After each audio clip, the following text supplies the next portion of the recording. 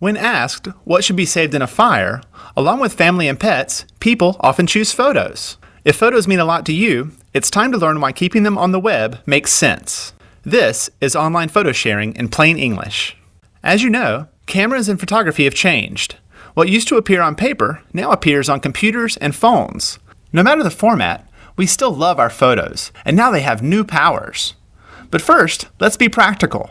These days, a fire may not be your biggest worry. A computer failure can destroy thousands of memories. You can avoid this by keeping your photos backed up on the internet. A number of sites make it inexpensive and easy for you to upload your photos for safekeeping. Now, because photos can be uploaded to a website, all sorts of cool things are possible. To make our point, let's look at the old way. You visit the Grand Canyon and take beautiful photos. You get them developed, and a few days later add them to a photo album that sits on a shelf. Few people see them, and it's a pain to find a specific photo in all those albums. Boo! Now, let's look at the new way, with a popular service I use called Flickr. You visit the Grand Canyon and take beautiful photos with a digital camera. Once you're home, you move the photos onto your computer and then upload them to the Flickr website. You just click Upload, find the photos on your computer, and upload them to the web for safekeeping. Ah, sweet peace of mind. Yay! But it doesn't stop there. You need to make sure that it's easy to find photos in the future. Along with adding titles, you can add keywords or tags that describe the photo.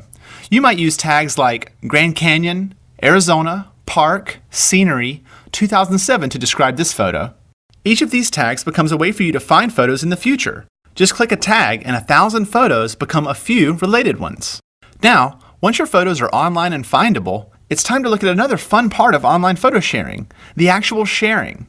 You can choose to make your photos public or private. It's up to you. Private is like a photo on your wall. Few see it. But public is like taking your photos to a party. They become a representation of you and offer a way to make friends. So, try sharing your online photos with the public. Here's what to expect. Friends and even strangers may leave comments on your photos. You can see which of your photos are most popular, and you may even discover that you're more motivated to take photos because you want to share them with the world. So, photo sharing sites like Flickr do two things really well. One, they keep your photos safe, organized, and findable. And two, they make photo sharing fun by making photos social.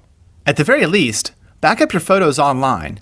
But if you're ready for fun, open your photos to the world and start to feel the love. You can get started at Flickr, WebShots, or Photobucket.com. I'm Lee Lefevre, and this has been Online Photo Sharing in Plain English on The Common Craft Show.